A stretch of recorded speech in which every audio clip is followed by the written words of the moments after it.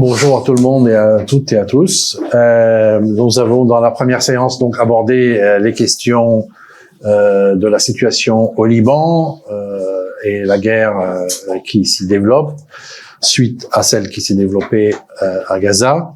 Nous allons maintenant passer aux partenaires des divers acteurs de la guerre et nous allons donc parler de l'Iran, d'Israël et des États-Unis. Alors, pour faire cela, nous avons donc avec nous deux grands spécialistes, dont l'un est en chemin. Donc, avec la présence de Monsieur Ourkane, qui a vécu en Iran, qui a travaillé en Iran, qui continue de travailler avec des chercheurs en Iran, et donc qui a une connaissance profonde du pays, de son histoire et de sa situation actuelle. Et dès que Sylvain Sipel sera là, je le présenterai, mais il n'a pas besoin d'être présenté, comme vous d'ailleurs. Il a, lui, une connaissance très très profonde des États-Unis, où il a vécu, et d'Israël, où il a vécu aussi. Donc, pour commencer un peu à parler de ce grand frère pour certains et ce grand Satan pour d'autres, qu'est l'Iran, on peut peut-être commencer par l'actualité la plus récente, c'est-à-dire que tout cela a lieu à un moment où un débutant est arrivé, c'est-à-dire un nouveau président, Monsieur Pezeshkian. Et on a l'impression que il tombe un peu des nues, puisque c'est un cardiologue, apparemment, et il se retrouve aux commandes à un moment existentiel pour apparemment tout le monde, sauf les États-Unis peut-être, mais encore avec Trump, on peut se poser la question existentielle des États-Unis, mais ça c'est un autre sujet. Qu'en est-il de cette nouvelle arrivée? Est-ce que ça représente quelque chose de nouveau ou une tendance de changement en Iran qui reflète un tournant dans la manière dont l'Iran va se comporter avec ses proxys, on va dire ça comme ça. Je crois que l'élection de Pezeshkian, donc après la mort accidentelle de Raïssi au mois de juin dernier, est en fait un nouvel épisode de ce que l'on voit en Iran depuis pas mal de temps. En effet, on présente de façon erronée l'Iran comme un grand empire qui a pour ambition de conquérir tout le Moyen-Orient, de l'Égypte à l'Asie centrale, en se fondant sur des réalités du 5e siècle avant Jésus-Christ, qui sont très intéressantes, mais qui n'ont plus, à mon avis, d'actualité. Et dans les mythes iraniens, on bonne presse, et on prend ça comme un dogme. L'Iran est un pays impérialiste. Et or, l'Iran, je suis géographe, est un pays nationaliste. C'est un territoire, les Iraniens sont pas arabes ni turcs, ils sont chiites en plus que l'Iran contemporain, et donc l'Iran a toujours pour obsession d'être entouré de pays hostiles, mais n'ont pas du tout l'intention ni la capacité de conquérir les 10 pays hostiles. Donc il y a une erreur sur les données. Mais qu'ont fait les Iraniens en 2003, lorsque, après l'invasion pacifique des Américains en Irak pour apporter la démocratie, Stroh, Fischer et De Villepin, Affaires étrangères, sont rendus à Téhéran au mois d'octobre et en quelques heures ont obtenu que les Iraniens appliquent le protocole additionnel sur le nucléaire et arrêtent leur programme nucléaire. Et immédiatement, parce que le danger était grand, les Iraniens ont arrêté leur programme nucléaire militaire et accepté que l'Agence internationale d'énergie atomique inspecte tout en détail, ce qui a été fait par les Iraniens. Ensuite, ça a dérapé, comme d'habitude. Et en 2015, à nouveau, un accord très important est signé, le fameux JCPOA, l'accord sur le nucléaire, qui était un accord surtout entre Obama et les Iraniens, pour pouvoir enfin reconnaître que l'Iran était l'Iran, les républiques islamiques, et qui était donc intégré à la communauté internationale, et tous les Chinois, les Russes, les Américains, les Français, tous les grands pays de puissance du monde avaient accepté que l'Iran rentre dans le jeu. Ce qui voulait dire que le guide de la République islamique, le gouvernement islamique, avait accepté cette solution-là parce qu'il fallait avancer. Et aujourd'hui, à mon avis, on est à nouveau en 2015. C'est-à-dire, depuis cette époque-là, l'Iran a toujours eu pour ambition de pouvoir devenir un grand pays puissant, 90 millions d'habitants, 2,5 fois la superficie de la France, producteurs de gaz et de pétrole pour encore des siècles. Donc, ils avaient tous les moyens de devenir quelque chose d'important. Ce n'est pas le cas. La République islamique aujourd'hui est en danger. Donc, à nouveau aujourd'hui, parce qu'en 2018, Trump a déchiré l'accord sur le nucléaire, qui a eu pour conséquence très intéressante que, les Iraniens, réciprocité, ont relancé le programme nucléaire, que 2, ça a fait une crise économique épouvantable dont la classe moyenne iranienne qui espérait enfin respirer, s'ouvrir vers l'extérieur, les entreprises françaises notamment s'étaient ruées vers l'Iran, enfin on pouvait avoir des contacts normaux avec les Français, les Italiens, les Allemands, les Australiens ou les Américains. Ce rêve-là s'est évanoui. Et donc la classe moyenne iranienne a été écrasée, chaos debout. Et troisièmement, des réformateurs qui avaient fait cela, le gouvernement de Rouhani, ont été discrédités. Vos amis américains et français, vous les êtes tombés. Résultat, ce sont les conservateurs qui prennent le pouvoir en 2021. Succès à 100% pour Trump et Israël qui soutenaient cela. Israël soutenait ce projet parce que il n'a pas peur de la bombe atomique iranienne. On reparlera du nucléaire, hein.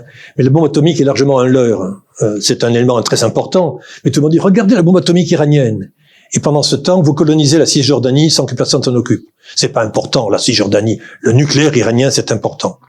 Et donc, les Israéliens ne craignent pas tant le nucléaire que l'Iran devienne un pays normal. Après un certain temps, on pouvait espérer que la classe moyenne iranienne, on a vu Mahsa Amini, les jeunes femmes iraniennes ne sont qu'un des éléments, et un des plus spectaculaires, mais pas forcément le plus profond, des changements sociaux qu'il y a en Iran.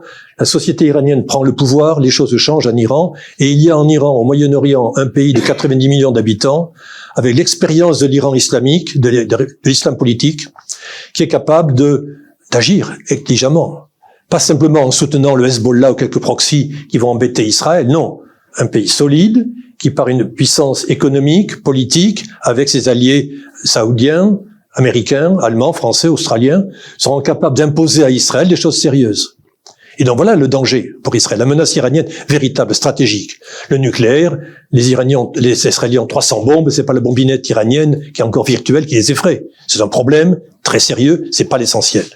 Et donc aujourd'hui, Pezeshkian, après la mort de Raïssi, Pezeshkian est en fait un homme intègre. C'est un médecin, vous l'avez dit, cardiologue, qui est député depuis très longtemps. Il est député de Tabriz. Tabriz, c'est la ville du Azerbaïdjan en Iran. Sa mère, lui, est azéri par son père et kurde par sa mère. Il parle kurde, turc et persan. Donc il connaît bien la complexité de la société iranienne. Et c'est un bon député, un bon musulman, assez conservateur, personnellement, depuis une vingtaine d'années. Et respecté au Parlement comme un bon député qui défend la République islamique et le peuple iranien, quelqu'un d'honnête et de sérieux.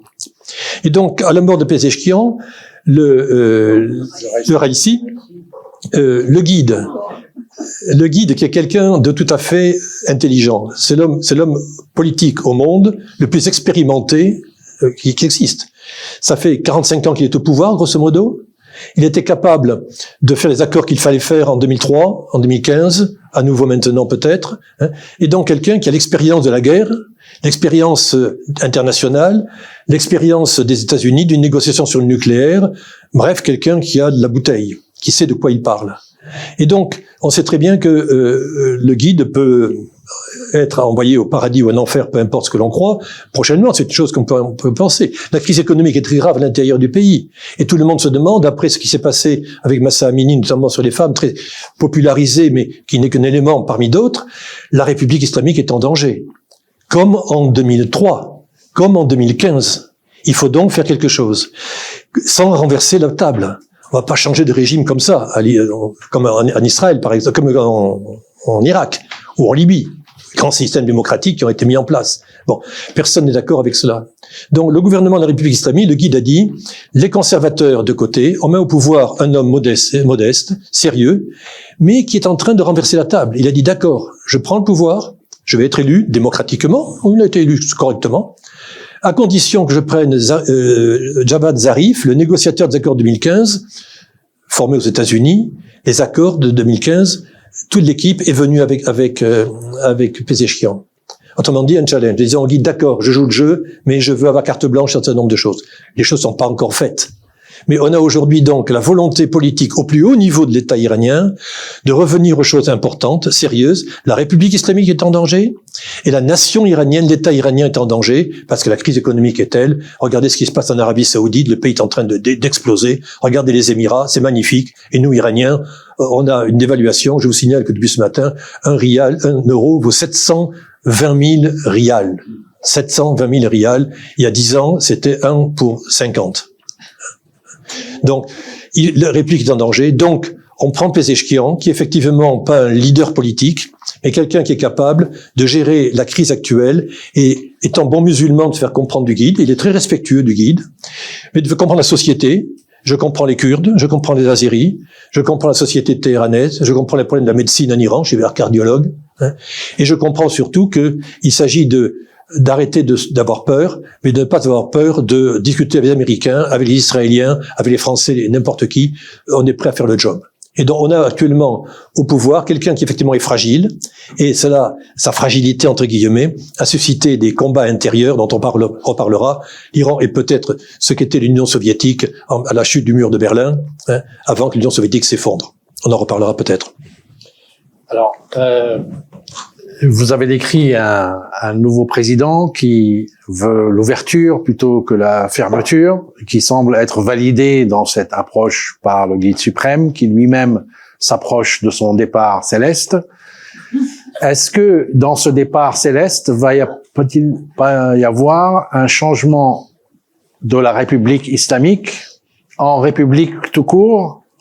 Parce qu'il y a quand même pas mal d'acteurs politiques puissants qui composent ce pouvoir iranien, qui doivent lâcher du lest par rapport au progressisme social réclamé par la rue et par la moyenne d'âge. Les jeunes Iraniens aujourd'hui sont la majorité du pays et la République islamique de 1979 ne représente pas quelque chose qui les intéresse.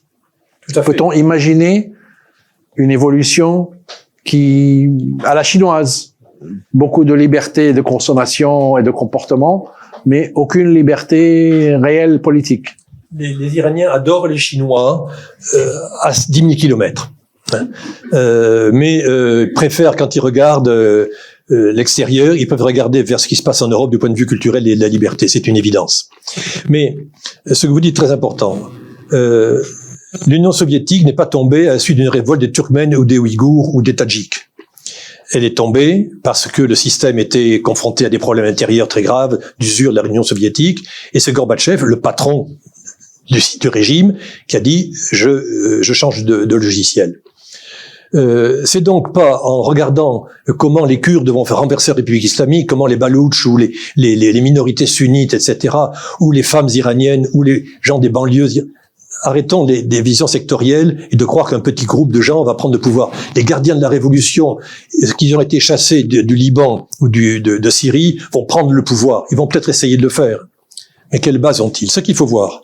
Et l'élection de Pezeshkian est très intéressante. Il y avait 3 candidats importants. Pezeshkian, donc, un réformateur modéré, un notable très bien, monsieur bien sous tout rapport, mais pas très puissant. Il y avait ensuite les plus radicaux, qui disent il y a d'une solution, la révolution islamique, contre Israël, contre l'Arabie Saoudite, contre les Arabes, nous sommes le pays le plus puissant, l'expérience l'a montré, nous sommes les plus forts, on aura une bombe atomique si on le veut, etc. Ces plus radicaux, qui ont fait le beau travail que l'on connaît dans la répression des femmes de Mahsa Amini, ces gens-là, des plus intégristes et radicaux et conservateurs, étaient là, ils sont puissants. C'est Jalili notamment qui était leur candidat. C'est lui qui a fait échouer les accords sur le nucléaire pendant des années. Le 3e candidat, Ghalibaf, qui est le président du Parlement, on en a parlé tout à l'heure. C'est un ancien général, il avait 23 ans quand, à Khorramshahr, il a libéré le territoire national. C'est le jeune général qui commande, c'était 2, l'autre est mort, qui a réussi à libérer le territoire national en 82 des troupes occupées par Saddam Hussein. Il a été ensuite le premier commandant Il a donc fait toute la guerre Irak-Iran avec la gloire qu'on lui connaît. Il a fini général. Il a été le premier chef de Ratam Lambia, qui est le trust des gardiens de la révolution. Après la guerre, on a converti tous les jeunes militants, sont devenus des businessmen, on leur a donné de l'argent, des entreprises, et ce trust fait vivre les anciens combattants. C'est beaucoup d'argent, de corruption, ici en temps. Il a été celui qui a reformé la police et la gendarmerie. En France, on n'a jamais pu fusionner police et gendarmerie. Il l'a fait en Iran. Et il a modernisé la police, qui est une police bien faite, efficace et républicaine. Pour éliminer qui? Les Bassidji, les petits miliciens qui faisaient la loi à coups de bâton et tapaient sur les filles ou les gens qui n'étaient pas comme il fallait et qui faisaient la police à la place de la police. Sinon, il y a une police nationale avec un bel uniforme, de belles voitures qui respectent la loi. Un espèce de jacobin despote. Et effectivement, il est assez despotique personnellement. Il a ensuite été maire de Téhéran. Et en tant que maire de Téhéran, technocrate, il a développé la ville, fait appel aux entreprises internationales françaises notamment, pour moderniser le pays et faire évoluer les choses. Autrement dit, on avait quelqu'un qui cochait toutes les cases. Et il a été élu, il était candidat présidentiel plusieurs fois, et finalement a été troisième candidat. Opposé à qui? À Pezeshkian ou à Jalili? Il a été opposé à Jalili. Et effectivement, on a vu une entente entre le gardien de la révolution, qui coche toutes les cases, et Pezeshkian contre les conservateurs, disant « Je défends la République islamique pure et dure, mais une République qui soit démocratique, ouverte, etc. » Et donc, on a actuellement un changement de pouvoir, avec peut-être chez les gardiens de la révolution, qui ne sont pas unis, bien évidemment, des changements possibles.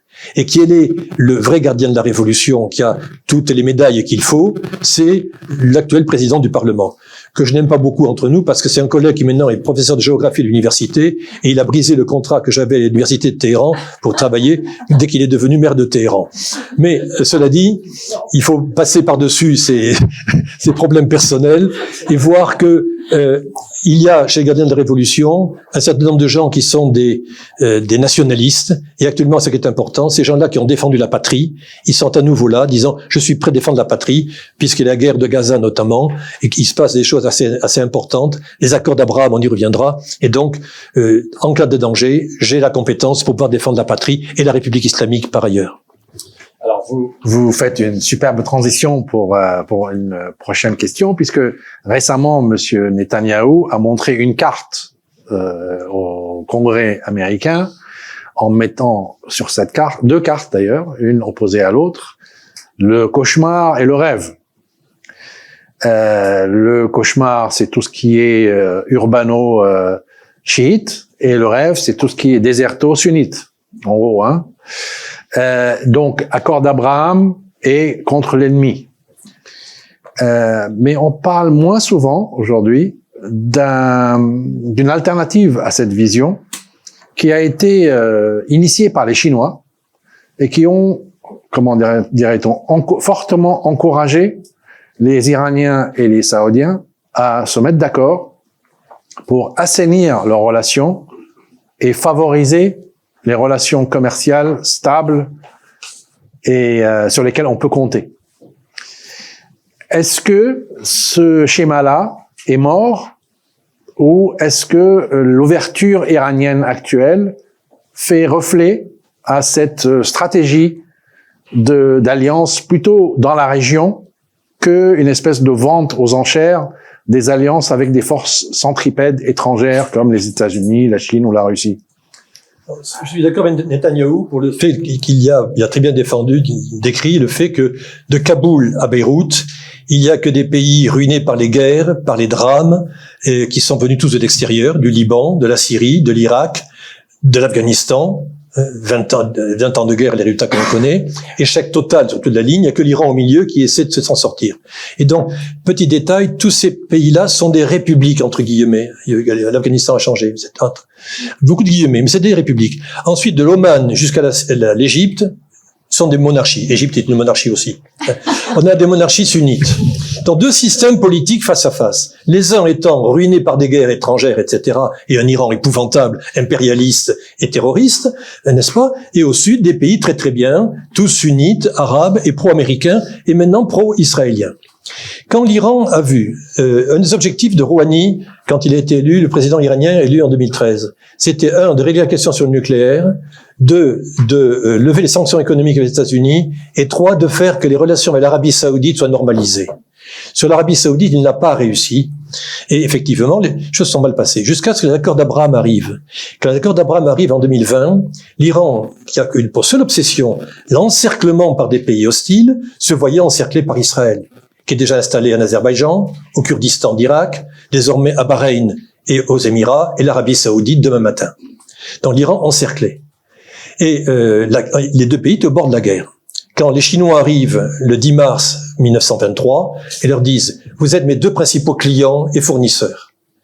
Moi, je me moque de vos histoires. Je veux simplement pouvoir acheter le pétrole et le gaz tranquillement et à bon prix et vous vendre ce que j'ai envie de vous vendre. » Dans le cas de mes routes de la soie, voilà. Et à ce moment-là, Iran et Arabie Saoudite ont décidé le très difficile projet, qui n'est pas encore abouti bien évidemment, de se rapprocher.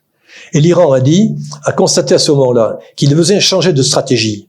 À quoi ça sert d'avoir des outils que l'on paye qui coûtent plus ou moins cher à droite à gauche pour libérer Jérusalem?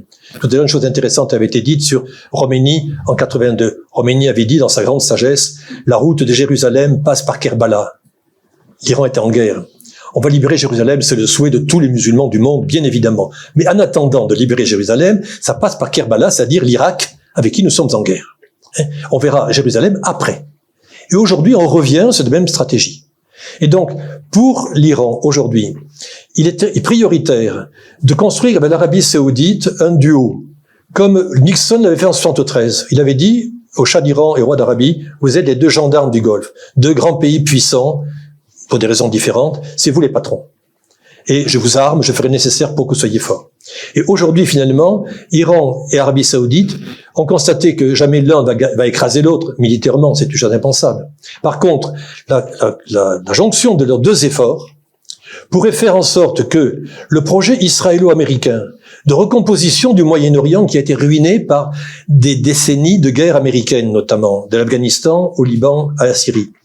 Est-ce que toi, arabe et sunnite, et moi, iranien, sunnite, chiite, est-ce qu'on ne peut pas, avec nos sociétés très différentes, ne faut pas nous entendre tous les deux pour reconstruire le Moyen-Orient, qu'il faut reconstruire après ce qui vient de se passer, et montrer qu'effectivement, à nos amis et nos peuples de la région, que la grande démocratie israélienne et la grande liberté et la grande respect des droits de l'homme et des droits internationaux que représente Israël, n'est-ce pas, a été totalement dégradée. Et donc, aujourd'hui, l'essentiel pour l'Iran, à mon avis, est de revenir sur des choses nationales, faire passer le développement économique national du pays, la protection du territoire national comme priorité. Il faudra faire la transition, comment se débarrasser ou comment prendre la distance avec les Houthis, avec les Hezbollah, les milices chiites en Irak, en Syrie et ailleurs. Bon, c'est un problème, mais la priorité, ça a été répété tous les jours ces dernières 10 jours, par tout le monde. La priorité de l'Iran, c'est la sécurité du territoire iranien, les intérêts nationaux de l'Iran. Et j'arrêterai là pour dire que le guide de la République islamique, après l'assassinat, après les vagues la deuxième vague de missiles sur Israël, on s'attendait immédiatement à une réplique immédiate. Il a dit, concernant le Hezbollah et le Hamas, mes amis, premièrement, il avait une arme à la main, comme tradition dans les prières du vendredi solennel dans le monde chiite. Israël est un pays qui doit être détruit, c'est un pays infâme, etc. Petit discours anti-israélien classique, comme tout le monde. Deuxièmement, il a dit au Hezbollah, au Hamas, votre courage est infini, vous êtes les meilleurs combattants du monde, capables de vous défendre seuls, sans monnaie. Et donc, c'en est là. La priorité est évidemment de ne pas abandonner l'investissement colossal, surtout pour le Hezbollah ou les Houthis, ça peut servir. Dans l'Iran, a fait en sorte notamment que le Hezbollah n'utilise pas tous ses missiles, parce que ça pourrait servir les missiles du Hezbollah. Économisons-les. Donc, ils n'ont pas été autorisés à utiliser radicalement leurs missiles après l'attaque israélienne. Mais fondamentalement, le problème est de comment passer d'un système politique à un autre, une stratégie. La priorité de l'Iran, c'est construire avec l'Arabie Saoudite la reconstruction du Moyen-Orient après les échecs américains, le dernier étant celui d'Afghanistan et l'échec actuel d'Israël en train de pourrir l'idée qu'il est le défenseur de la civilisation en faisant ce qu'il fait à Gaza. Ce que vous dites ne semble pas très favorable au proxy. Il serait des cartes à vendre, en fait, sur cette table des négociations et de réorientation stratégique de l'Iran? Ce serait en fait des victimes collatérales potentielles? Un proxy, c'est quelque chose, une aide extérieure. C'est un soldat extérieur qui n'est pas prioritaire. Je me bats pas. Le proxy se bat pour moi. Le proxy se bat pour moi. Donc si le soldat meurt au front, gloire à lui. Hein, mais merci beaucoup. Hein, mais il mourra. Bah, c'est le rôle des proxys. Alors cela dit, on va pas changer de stratégie en 2 minutes. Le Hezbollah est un succès politique, on l'a vu tout à l'heure, et militaire exceptionnel. Donc le Shah d'Iran reviendrait demain matin, il garderait le Hezbollah d'une façon ou d'une autre sous le coude. Ça peut toujours servir. Ça c'est évident. Et quand on sait très bien le désarmement américano-soviétique, le principal problème n'était pas de démolir les bombes atomiques, c'était de reconvertir les milliers de personnes du personnel qui travaillaient dans cela, les reconvertir. Je suis ingénieur du nucléaire soviétique. Je gagne bien ma vie. On me dit, c'est fini les armes atomiques, qu'est-ce que je vais faire? Au chômage? Non. Je risquerais de me révolter. Il y a un gros programme américain pour financer justement la reconversion des employés du nucléaire soviétique. Donc la reconversion des militants du Hezbollah, des Houthis d'ailleurs, il faut l'envisager sérieusement. Sinon ces gens-là seront fâchés, vont faire des coups d'État dans les pays où ils sont. Donc on change de stratégie. La guerre de Gaza aujourd'hui rebat les cartes complètement par son drame, mais dans ce cadre-là, l'Iran est en train de dire « j'ai ma carte à jouer, j'ai été marginalisé jusqu'à maintenant, je veux rentrer dans le jeu ». Et quand Pezeshkian sera aux États-Unis, pour l'Assemblée générale de l'ONU, il dit aux Américains « je veux négocier avec vous, je veux lever les sanctions, je suis prêt à discuter, mon adresse, voici mon email ». Il n'a pas eu de retour. C'est pour ça que de retour ensuite, il a envoyé 180 missiles contre Israël. Mais il y a un changement de stratégie. Le faire comprendre n'est pas évident, d'autant plus qu'en Iran, il y a des gens opposés à cela, à l'intérieur du pays, qui ne veulent absolument pas de les relations des États-Unis, qui ne veulent absolument pas de trouver une solution avec Israël. Mais aujourd'hui, si Israël dit le problème aujourd'hui, c'est pas tellement le Hezbollah, c'est l'Iran, et je vise encore l'Iran, c'est un face-à-face Iran-Israël, qui est la question qu'on va se poser aujourd'hui, de ces deux États face-à-face, ce qui veut dire entre nous que l'Iran reconnaît Israël. Parce que quand on l'a comme ennemi en face à face, il n'y a plus le Hezbollah entre les deux. Aujourd'hui, l'Iran reconnaît Israël en disant « c'est mon ennemi principal ». Ah bon, c'est votre ennemi, il existe donc. Oui, mais donc, après une guerre, il faudra négocier. Donc, on rentre dans un rapport de force différent d'État à État. C'est l'État iranien tout seul, avec ses 90 millions d'habitants, ses défauts, ses qualités, sa dynamique, son expérience, qui fait face à Israël. C'est deux conceptions très différentes de la recomposition potentielle du Moyen-Orient. Qu'est-ce que ça va donner?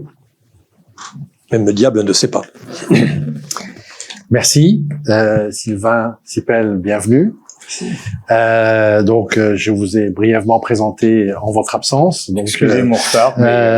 Donc, je ne vais pas m'étendre longtemps sur votre pédigré, votre carrière, votre expérience dans les deux pays que nous allons, parce que vous êtes déjà très connu sur tous ces sujets-là. Ce que je voulais commencer par évoquer avec vous, suite à cette tentative de changement stratégique iranien qui attirerait un peu plus de lumière vers un potentiel plus positif et donc enlever de la lumière à Israël qui est le seul représentant d'un schéma démocratique, en tout cas dans les médias. Les États-Unis viennent de faire un pas qui me semble presque vietnamien en positionnant en Israël des soldats américains pour opérer une arme sophistiquée de protection contre les missiles iraniens potentiels qui viendraient frapper Israël suite à la punition qu'Israël entend infliger à Israël. Est-ce que nous sommes en train de mettre le doigt dans un engrenage en tant qu'États-Unis? Est-ce que les États-Unis sont en train de mettre leur doigt dans un engrenage? D'abord, c'est une question difficile. Parce qu'on ne sait pas, on ne sait pas précisément quel a été pour les Israéliens qu'ils demandaient depuis très longtemps d'en disposer. Quel a été le prix à payer? Est-ce que le prix à payer, il est zéro, ce qui est possible? Ce qui est tout à fait possible dans les circonstances actuelles. Donc, est-ce que le prix est négligeable ou nul? Ou est-ce qu'il y a un prix et quel est-il? Parce que on est dans une situation dans laquelle qui est tout à fait inédite, si vous voulez, dans l'histoire de la relation israélo-américaine. Il y a eu des moments, et ils sont pas négligeables, il y en a eu plusieurs, où Washington a dit stop. C'est arrivé dès la création de l'État, c'est arrivé en 48 quand les forces israéliennes sont rentrées en Égypte et que Truman a appelé immédiatement Ben Gurion et lui a dit mais qu'est-ce que vous voulez, vous voulez renverser la monarchie égyptienne, vous êtes malade ou quoi? Vous avez je ne sais plus combien, 24 heures pour quitter le territoire égyptien. Ils se sont exécutés. Et c'est le dernier exemple le plus connu, c'est après la guerre de 73. À nouveau, ils avaient réussi à passer de l'autre côté du canal de Suez, et la victoire était spectaculaire. Et à ce moment-là, Kissinger, à nouveau, a pris son téléphone, il a dit, vous avez 24 heures pour quitter le territoire égyptien. Cette fois-ci, et on peut donner d'autres exemples. Et jusqu'à présent, on pouvait dire, quand les Américains veulent, ils peuvent. S'ils décident, ils peuvent. Cette guerre actuelle a montré que ils ne le décident pas et probablement le font-ils contre leur volonté. C'est-à-dire qu'ils voudraient bien pouvoir le faire, mais ils ne le font pas. Alors, celui qui a la réponse totale à cette question-là, pourquoi est-ce que ça advient, je voudrais bien qu'il me l'explique. Mais évidemment, je suis comme tous les observateurs, je n'assiste pas aux réunions du Conseil de sécurité nationale américain, donc je ne sais pas ce qui s'y dit précisément, mais il me semble qu'il y a quand même un événement majeur qui s'est passé là. D'une certaine manière, on peut dire que les deux parties, Israël et les États-Unis, ont accru la dépendance l'un de l'autre. Parce qu'en livrant ces armes, les Américains, d'une certaine manière, et en livrant sans piper mot depuis 1 an la totalité de l'arsenal, ils font la démonstration que sans eux, Israël n'aurait pas pu faire cette guerre. Et ils ont démontré, d'une certaine manière, quelque chose qui est très difficile à supporter pour les Israéliens, qui est leur dépendance, leur faiblesse. En même temps, le prix à payer est gigantesque pour les Américains. Le prix à payer pour les Américains, c'est que le nombre de fois où Netanyahou leur a fait croire qu'il acceptait les accords négociés pour libérer les otages et où finalement il a saboté. Vous savez qu'il y a eu des diplomates israéliens qui ont refusé d'aller à Doha parce qu'ils ont dit envoyer quelqu'un d'autre, on nous envoie pour faire une entourloupe. On nous envoie pour dire nous sommes d'accord, et au moment où nous serons rentrés, Netanyahou dira eh ben non, on ne l'est plus. Eh ben nous ne voulons pas participer.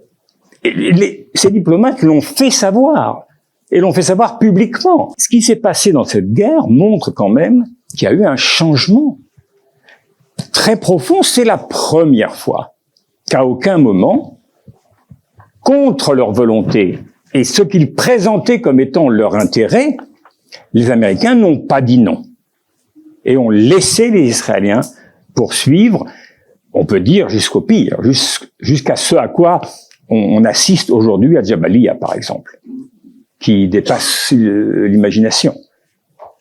Donc, c'est très difficile de répondre à la question que vous posez, c'est-à-dire que le lien, je ne sais pas, il y aura un vainqueur.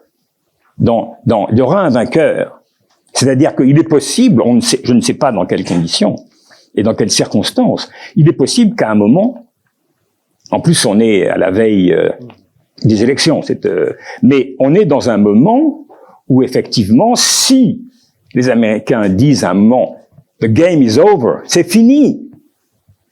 À ce moment-là, ça bouleverse la donne pour les Israéliens, parce que pour des raisons multiples, mais l'une des raisons, c'est que on n'est plus le 7 octobre.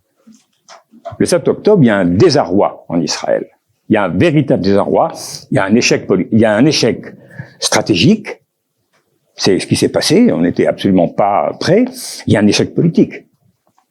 Netanyahou, il faut se rappeler, 15 jours avant, Netanyahou est à l'Assemblée générale de l'ONU et il dit publiquement quand il rentre en Israël, publiquement, il dit « Nous avons réussi à faire quelque chose d'inouï. Nous allons bientôt avoir un accord sécuritaire sous la couverture américaine avec l'Arabie Saoudite, ce dont l'armée israélienne ne voulait pas, mais je mets ça de côté.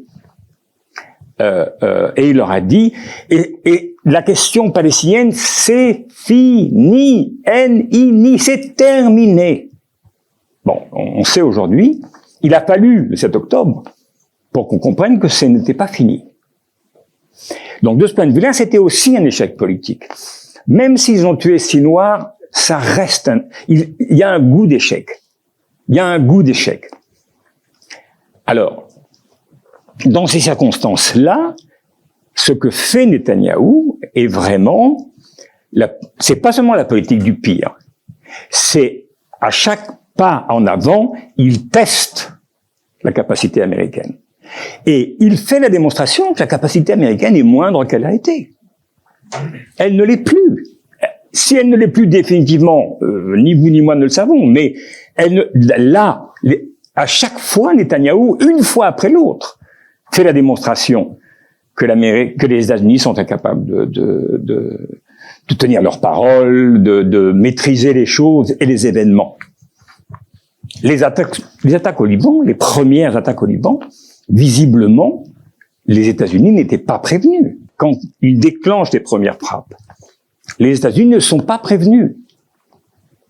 Donc, il y a très clairement, après, voilà, je vais m'arrêter là, parce qu'on peut en parler pendant 2 heures, mais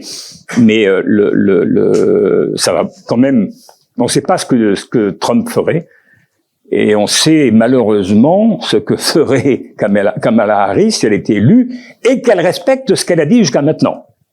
Peut-être, voilà. Juste pour rebondir sur ce dernier point, on sait que la course à l'élection américaine est extrêmement serrée. Et il se peut que Kamala Harris perde les élections à cause du Michigan. Est-ce que si ça arrivait, si un probable gagnant ou gagnante perdait à cause d'un État dont le lobby arabe lui fait signifier qu'on ne peut pas faire ça, est-ce que ce changement important pour cette élection risque de changer quelque chose de plus profond aux États-Unis par rapport au... Je ne crois pas que dans l'immédiat ce soit le cas. Je ne le crois pas. Je ne le crois pas essentiellement parce que quand on regarde ce qui se passe maintenant aux États-Unis, moi tous les matins je regarde un petit peu la presse américaine, honnêtement, la question de Gaza, la question du Liban c'est beaucoup moins important que l'inflation. L'inflation, c'est beaucoup plus important que ce qui se passe au Moyen-Orient. Et donc, comme d'habitude aux États-Unis, les candidats savent que la bataille sera vaincue sur le terrain socio-économique, et donc c'est pas ça. En revanche, ce que je crois, c'est que au fond, quel que soit ce qui s'est passé là maintenant au Michigan, il y a un changement en cours, en profondeur aux États-Unis. Ça, je le crois vraiment. Je le crois parce que c'est pas pour me lancer des fleurs personnellement, mais j'ai été correspondant aux États-Unis j'ai commencé à 15 ans et j'ai fini il y a un peu moins de 10 ans, et je sentais déjà ça monter. Mais c'était marginal. Je sentais qu'il y a à la fois la base démocrate, et en particulier dans la jeunesse, et dans la communauté juive, qui est une communauté qui est traditionnellement démocrate, mais presque autant que la population noire. La population noire est votée à 90% démocrate, et les Juifs américains à 75%. Donc, et on sentait, moi j'ai vraiment senti, je peux raconter une anecdote, hein, mais par exemple, moi à un moment j'ai été faire de la kiné parce que j'avais un problème de genou. Le type était un jeune juif de, je sais pas, 35 ans à peu près, j'ai jamais demandé son âge, mais à peu près il avait des enfants en bas âge. Et quand il a compris que j'étais journaliste, il voulait tout le temps qu'on parle, etc. Bon, et donc il me posait 1000 questions. Et quand il a compris que j'étais juif et que j'avais vécu en Israël, alors ça n'arrêtait pas. Et un jour, il m'a dit, Mais vous savez, moi, Israël, je m'en fous. Il m'a dit, je m'en fous vraiment, quoi. Et j'en ai marre que quand on me demande, quand je dis que je suis juif, ils me disent, ah bon, t'es juif? Qu'est-ce que tu penses d'Israël? Et pourquoi je dois penser quelque chose? Est-ce qu'on me demande qu'est-ce que je pense de la Norvège ou de l'Uruguay? Ils me disent comme ça, hein. Qu'est-ce que j'en sais rien. Je m'en fous d'Israël. Moi, je suis juif américain. Donc, demandez-moi ce que je ressens en tant que juif américain, mais pourquoi je devrais avoir une opinion sur Israël? Il me dit, j'y étais une fois, j'avais 16 ans. Je sais pas, j'ai pas beaucoup aimé ce que j'ai vu, mais bon. Mais je vous dis profondément, je me fous, et je ne veux pas qu'on m'assimile, moi, à Israël. Et là, franchement, c'était peut-être en 2008, 2009. Et donc, ça fait un bout de temps. Et je me suis dit, tiens, il se passe un truc, là. Il se passe un truc. Parce que c'était quand même une communauté qui était incroyablement soudée derrière Israël. Et alors, aujourd'hui, on en est très loin. Et c'est-à-dire que ce qui se passe dans les campus, c'est une chose. Il y a du bien, il y a du mauvais. À mes yeux.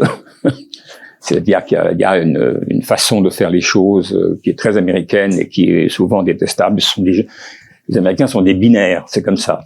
On est bon, on est méchant, et il y a rien au milieu. Vous savez, et donc bon. Alors, sioniste est devenu un terme.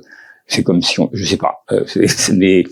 Donc il y a forcément un peu d'antisémitisme là-dedans, mais en même temps, l'image d'Israël. Mais ce que je peux vous dire, c'est que dans la population, pas seulement la population juive, pas seulement la jeunesse des campus, dans la population, il y a une dégradation très claire de l'image de l'État d'Israël.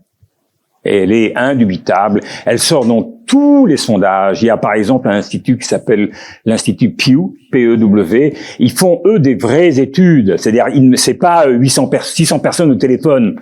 Hein, c'est 5000 personnes interrogées, c'est-à-dire 100 par État, avec vraiment des évaluations en fonction des populations, etc. Et donc, c'est des études sérieuses. Et toutes les études, depuis une dizaine d'années, ça n'a pas commencé avec Gaza, hein. Toutes les études depuis une dizaine d'années montrent une dégradation aux États-Unis de l'image d'Israël. Et les termes, ça n'est pas anodin. Les termes rentrent dans le vocabulaire. C'est-à-dire que le mot génocide apparaît dans le New York Times. Ça me rappelle, vous savez, en Israël, les Palestiniens n'existaient pas. Ça a longtemps été ça. Et quand est-ce que... Je me rappelle quand je faisais beaucoup de voyages sur le plan professionnel, et à un moment, j'entendais des gens dire les Palestiniens. Et je me suis dit, mais il y a un changement, il se passe un truc. Ils ne disent plus les Arabes. Ils ne disent plus les Arabes. Ils disent... Et c'est sans doute contre leur propre volonté. Mais le mot s'impose. Eh bien... Je pense à ça parce que, eh bien, aujourd'hui, le mot génocide est en train de s'imposer. C'est sidérant. Et ça, c'est quelque chose qui va être... on ne peut pas mesurer l'impact aujourd'hui. C'est très difficile. Mais ça, c'est quelque chose, à mon avis, qui aura un impact sur le long terme. Parce que sur le court terme, il faut se poser la question du qu'est-ce qui fait ce lien spécifique, unique, entre les États-Unis et Israël. Je ne crois pas qu'il puisse y avoir un changement rapide. J'ai longtemps réfléchi à il y a beaucoup d'aspects. Alors on va nous dire la création d'Israël, Sion, le retour à Sion. Vous avez qu'à voir aux États-Unis, il y a eu Zion au XIXe siècle, le retour, même au XVIIIe d'ailleurs, et le retour, la comparaison entre le messianisme protestant et le messianisme juif, etc., etc. Oui, c'est réel, ça existe, c'est quelque chose de culturel. Mais comme vous savez, souvent la politique, c'est un peu plus que... ça ne limite pas seulement à la culture. Et donc, c'est souvent les intérêts. Et donc, à ce niveau-là, où est l'intérêt? Où est l'intérêt américain? Et j'en suis arrivé à la conclusion, l'intérêt n'est pas immédiatement politique. Je veux dire, Israël, avec toute sa puissance pour un petit pays, reste un petit pays. Ça n'est pas la puissance de l'Arabie Saoudite qui domine le monde musulman. Non, ça n'est pas ça. Et de ce point de vue-là, j'ai cherché, j'ai gratté, et finalement, je suis arrivé à la conclusion qu'il y a un phénomène auquel on pense assez peu. Les populations, les régimes arabes, les régimes environnant Israël, si on exclut l'Iran, si on exclut, disons, actuellement la Turquie et quelques rares autres, sont quasiment tous des affiliés des États-Unis. À peu près tous. Y compris, évidemment, dans la région Israël. Tous. Mais il y a une énorme différence entre Israël et tous les autres. Tous les autres, il peut y avoir un printemps arabe, ou un printemps kurde, ou un printemps ceci, ou un printemps cela. Et ces printemps-là seront menés par des gens qui n'ont pas forcément beaucoup d'estime pour les États-Unis. Il n'y a qu'un seul pays où c'est pas seulement le régime qui est favorable aux Américains, c'est la population. Il y a mieux que ça. La population, si on prend, il y a eu 2 guerres contre l'Irak, en 90, en 2003. Dans les 2 guerres, il y avait des sondages aux États-Unis, combien de gens soutiennent la guerre? C'était en gros 65% dans les 2 cas, d'ailleurs. 65% de la population américaine soutenait la guerre contre Saddam Hussein. Et il y avait un seul pays au monde où la part de population qui était plus favorable à la guerre était plus que les États-Unis. Et ce pays, c'était Israël. Israël, la population juive, à 75%, votait en faveur de la guerre. Parce que alors là, je vais pas rentrer dans ce qu'est la structure et l'histoire d'Israël, etc., mais c'est ainsi. C'est-à-dire que les Israéliens, on disait c'est le 51e État des États-Unis. C'est amplement faux, pour plein de raisons. Et en particulier parce qu'ils sont en train de faire la démonstration que quand ils veulent faire ce qu'ils veulent, ils n'écoutent pas les États-Unis. En revanche, ils sont les seuls occidentaux dans cette région. C'est un État qui se perçoit comme une démocratie occidentale. Et ce lien-là amène à quelque chose de très important. C'est que les régimes, les présidents américains, l'un après l'autre, depuis peu ou prou la guerre de 67, mais définitivement à partir de la fin des années, à partir de Reagan, ils sont conscients de ce que j'ai évoqué, c'est-à-dire que Israël, c'est pas seulement le régime. Israël, c'est un point d'ancrage où nous sommes aimés en tant qu'Américains. On nous soutient, alors ça n'arrive dans aucun des autres pays dans la population. C'est ça le lien. Et c'est toujours vrai. Oui, ça le reste. Alors c'est pour ça que j'ai dit que ça commence à baisser.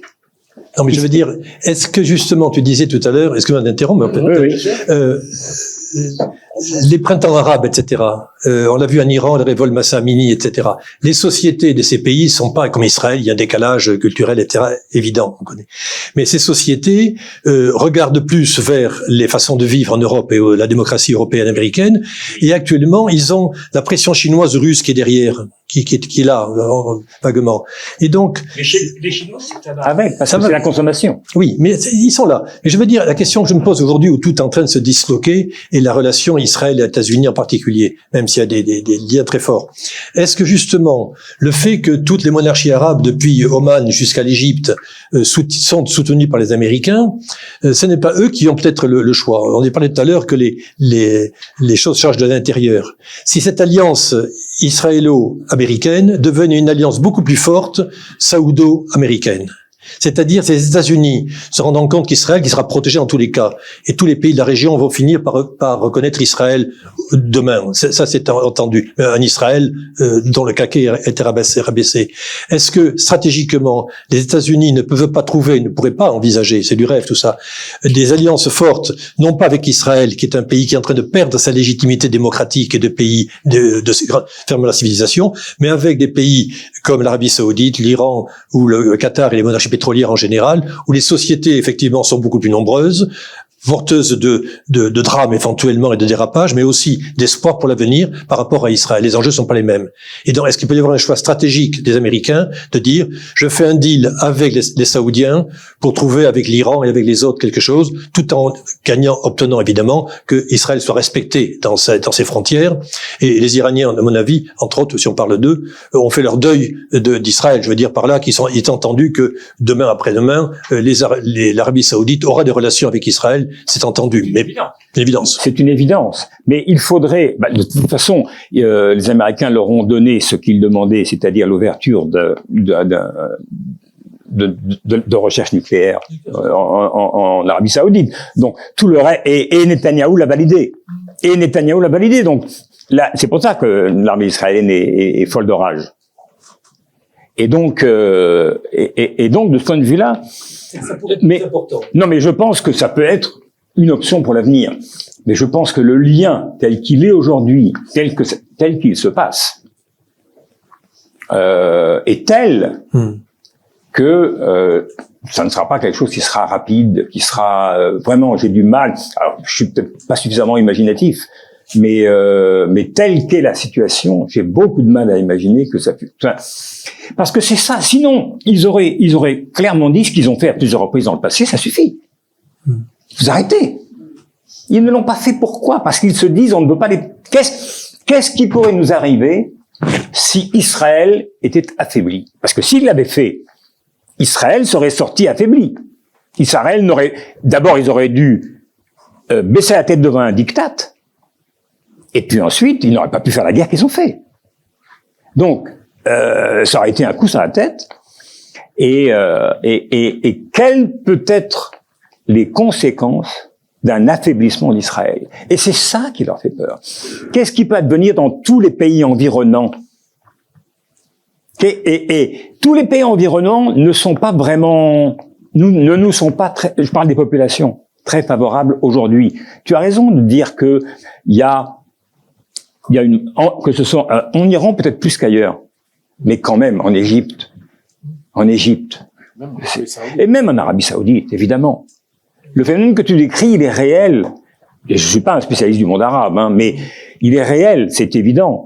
Mais je pense que pour le moment, il faudrait démontrer aux Américains qu'il ne faut pas avoir peur, que rien ne leur échappera s'ils modifient le rapport des forces entre Israël et les autres. Aux Américains que la sécurité d'Israël passe par une solution pour la question palestinienne et des bonnes relations avec les pays de la région. Donc, imposer cela en leur disant, bon, on peut vous soutenir militairement, vous donner des armes. C'est ce qu'a essayé de faire Biden. Oui. De facto. C'était ça le deal. On vous donnera toute l'aide que vous aurez, mais vous irez dans ce sens-là. Mais c'est un leurre pour deux raisons. La première raison, c'est que il y a aujourd'hui une frange ouvertement coloniale fasciste, mais vraiment, et déclarée, avérée. D'ailleurs, certains d'entre eux disent, que l'homme fasciste, et ça ne les dérange pas du tout. Mais quel est le poids de cette frange dans la société israélienne aujourd'hui? Je dis énorme. Ils sont électoralement 13-14%. Mais ils ont fait un travail extraordinaire. J'ai relu pendant les vacances le livre de Shatner. Je ne sais pas si vous connaissez. C'est un livre sur la montée en puissance du messianisme. Marius Shatner a fait un bouquin qu'il a sorti. Il est ressorti récemment, mais c'est un type de l'AFP. Il avait fait un bouquin il y a une douzaine d'années sur la montée du. Alors ça s'appelle. Il y a le mot temple dans le titre. Je sais plus. En tout cas, cette frange dicte l'agenda. C'est ça le truc. Alors, on pourrait presque dire, comme de la même, enfin, ça a commencé il y a une quarantaine d'années, tout doucement, etc. Puis ça s'est accéléré après l'échec de Camp David. Et dans les 10 dernières années, c'est devenu gigantesque. Et c'est la montée, si vous voulez, c'est la montée de Le Pen. C'est un peu similaire. Et aujourd'hui, ils ne sont pas majoritaires. Et Netanyahou a essayé de faire un truc il y a un mois pour essayer de un tout petit peu s'émanciper de leur poids, parce qu'il est complètement dépendant de leur présence au gouvernement. S'ils s'en vont, c'est fini, il n'a plus de majorité. Et donc, il a essayé de trouver un petit parti, 5 députés qui balancent, non, qui basculent. Non. Donc, pas durable. Ils peuvent se retrouver affaiblis. Oui. Israël peut se trouver affaibli et vaincu dans cette guerre, en quelque sorte, perdant ses alliés, ses amis, les amis d'Israël, comme tu le disais. Ouais. On peut plus défendre Israël comme on le défendait avant. Pour l'instant, ils le font aux États-Unis. Oui. Et en France aussi. Oui. Même si Macron dit ici et là des paroles un peu osées. Mais d'accord, mais enfin, celui qui croit les paroles de Macron. Stratégiquement, comment est-ce que l'intelligentsia israélienne, la société israélienne, imagine sa sortie de cette phase? Alors, parce ça c'est une autre question que celle que pose. Non, mais c'est la transition, parce que oui, c'est la transition parce que en fait non, mais parce qu'on peut répondre à la question. Eh bien, ils cherchent la sortie. Ouais. C'est-à-dire qu'aujourd'hui, on ne sait pas combien d'Israéliens s'en vont. On ne le sait pas. Et c'est peut-être la statistique la mieux cachée de tout l'État. Ça l'a toujours été de tout temps. Mais là, plus que jamais. On connaît, chaque année, on a le chiffre exact, à l'unité près du nombre de gens d'étrangers, de juifs de l'étranger qui sont venus, qui ont fait, comme on dit, leur aliyah, c'est-à-dire qui sont arrivés, ont monté en Israël, et qui sont instantanément devenus israéliens. On ne sait absolument pas combien sont partis. On ne le sait pas pour un motif normal, enfin, avouable, mais on ne le sait pas pour un motif beaucoup plus politique. On ne le sait pas parce qu'on ne sait jamais quand les gens s'en vont. Le type est parti, il est étudiant. Des fois, il reste s'installer dans le pays où il a étudié, et puis des fois, il rentre. Bon. Mais pour mille raisons, on ne sait pas. C'est très difficile de savoir exactement combien partent pour de bon et combien partent pour voir. Mais moi, j'ai passé mes vacances, 15 jours, en Crète, chez une amie israélienne. Elle est cinéaste. Ils ont acheté une maison en Crète. Ça coûte pas grand-chose, c'est 100 000 euros, et vous avez une belle maison en Crète, dans la campagne, et à 3 kilomètres de la mer en bagnole. C'est formidable. Et aujourd'hui, elle me disait, mais quand vous allez en Grèce, tous les taxis vous disent, mais moi à Athènes ou ailleurs, il y a que 2 catégories de gens qui prennent sans arrêt le taxi. Avant, il y avait que les Russes et maintenant, il y a les Israéliens. Et il y a une quantité importante. Alors, on ne sait pas combien ils sont, mais on sait qu'ils sont nombreux. C'est-à-dire il y a plusieurs catégories. Il y a les catégories chez les universitaires, les gens qui ont des diplômes ou qui enseignent, cherchent désespérément, si possible, évidemment, dans un pays suffisamment accueillant, c'est-à-dire, d'abord, ils savent l'anglais, donc c'est les États-Unis ou bien la Grande-Bretagne, mais ça peut être la France, ça peut être la Suisse, ça peut être la Belgique, etc. Il y a ça. Et les autres, les autres sont jeunes, en général. Si on n'est pas jeune, on peut essayer de trouver un poste honorable d'enseignant. Mais quand on est jeune, on part parce qu'on veut. Moi, j'ai des amis proches israéliens dont les enfants sont partis cette année. L'un est à Boston et l'autre est à Berlin. Pourquoi ils ont pu partir? Parce que le père étant d'origine allemande, il a obtenu un passeport allemand. Terminé. Et c'est la mort d'Israël, ça. Ça, c'est la mort d'Israël. Non, justement, ce n'est pas la mort d'Israël. C'est la mort de cet Israël-là. Alors que l'autre Israël, celui qui aujourd'hui est dominant, qui est profondément ancré dans une vision messianique des choses, mais honnêtement, l'ayatollah Khomeini, c'est une... Un démocrate chrétien. Non, mais franchement, c'est un démocrate. J'ai le montré tout à l'heure. Honnêtement, je suis avec un connaisseur, mais vous entendez aujourd'hui des choses. Moi, voilà. J'avais une proposition de faire un film. J'ai été pour voir, etc., avec un cinéaste, etc. J'ai vu pas mal de monde. Eh bien, j'ai rencontré un rabbin, tout à fait honorable, et on était en janvier. Donc en janvier, c'est juste 3 mois après le 7 octobre. Et le type nous a dit très tranquillement, écoutez, le 7 octobre, mais bénissons Dieu. C'est un cadeau du Seigneur. Mais pour nous, on n'aurait jamais espéré une chose pareille. Vous vous rendez compte? Qu'est-ce qu'on va être capable de faire maintenant? Qu'est-ce qu'on va pouvoir faire? Et ils ont fait ce qu'ils voulaient faire grâce au 7 octobre. Et ils ont forcément trouvé dans la Bible un verset qui disait que juste avant de pouvoir le faire, il fallait mourir. Enfin, il fallait qu'il y ait un crime contre nous. Enfin bon. Et l'impact l'impact aujourd'hui des messianiques est absolument gigantesque. Il est gigantesque, pas seulement parce qu'il y a de plus en plus il y a de plus en plus de gens qui adhèrent à leur vision, mais il est aussi, ce qui est encore plus impressionnant, c'est la manière dont ils sont capables d'insérer dans le vocabulaire, dans le quotidien. On adopte leur façon de parler. Alors, l'exemple le plus évident, c'est simple. C'est au lendemain de la guerre de 67, là, tout le monde parlait de la Cisjordanie. Et tout le monde disait, l'expression israélienne, c'était Ever Yarden, c'est-à-dire l'autre côté du Jourdain. Et donc, et alors, ils ont choisi de dire Judée-Samarie. Pourquoi Judée-Samarie? Parce que Judée-Samarie, c'est dans le texte. C'est dans la Bible. Et nous étions les maîtres lorsque Dieu nous a donné la Torah, et donc c'est à nous. Mais moi, je suis arrivé en Israël en 69. Et c'était 2 ans après la guerre de 67. Franchement, personne ne disait Judée-Samarie. Il y avait 3 personnes dans un coin avec une kippa sur la tête qui disaient « Aujourd'hui, ils ont imposé les termes. Plus personne ne dit Cisjordanie. Plus personne. C'est fini. » De la même façon que il n'y a plus aucune trace sur aucune carte, ni routière, ni scolaire. Où est la frontière entre Israël et Ils attaquent les gens qui disent... ils attaquent d'antisémitisme les gens qui parlent de la Palestine, de la mer jusqu'au Jourdain. Mais eux disent Israël de la mer jusqu'au Jourdain.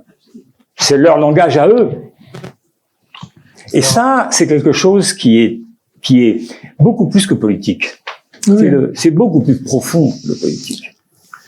Alors donc, avant de passer la parole un peu au spectateur, à l'assistance, il me semble quand même comme point de synthèse que votre description de ces 2 pays qui s'affrontent jusqu'à maintenant par proxy et bientôt directement font des parcours un peu contraires. Il y en a un qui a l'air de se démissianiser et l'autre qui se messianise et se croisent au milieu du chemin et se regardent en chien de faïence en disant dans quelle direction on va. Est-ce que on s'arrête pour convaincre l'un l'autre de la bonne voie ou est-ce que l'on se croise et on se quitte? C'est contraint, je crois que côté iranien, ils ne veulent absolument pas d'une guerre donc qui n'est plus la leur. Ils n'ont pas les moyens de gagner, bien évidemment. Ils ont des moyens de faire du mal. Mais tout le monde, ils savent très bien que dans un conflit par missiles interposés, c'est Israël qui ferait beaucoup de dégâts, avec des conséquences à l'intérieur du pays. Alors en dehors des royalistes iraniens qui disent vive Israël, qui va conquérir, qui va enlever les mollahs d'Iran, mais même le prix Nobel de la paix a dit de sa prison, écoutez, une guerre c'est une guerre, 300 000 Iraniens de morts, c'est pas une solution, donc arrêtez de rêver d'être libérés par une puissance étrangère.